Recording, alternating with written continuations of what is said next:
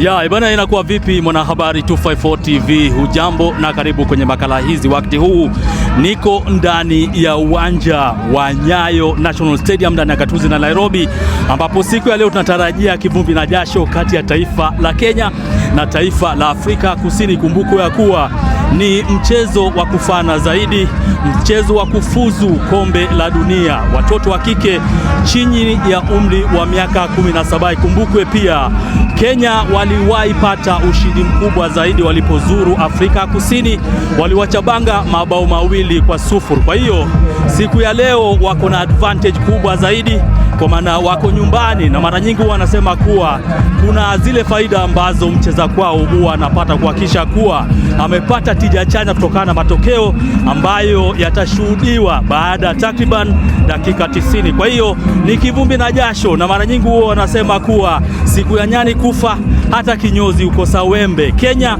wanatarajiwa kuchabanga ndio mchezo huu na taifa la Afrika ya Kusini kuanzia majira ya saa 9. Kwa hiyo ni kivumbi na jasho, na wanasema kuwa baada ya dakika 90 tutapata kujua nani atabaki kuwa wigo, nani atabaki kuwa mzigo kati ya taifa la Kenya na taifa la Afrika ya Kusini maarufu kama wana Madiba. Kwa hiyo ni habari 254 TV na Bonga TV Media. Usisahau kusubscribe, kulike na vile kushare.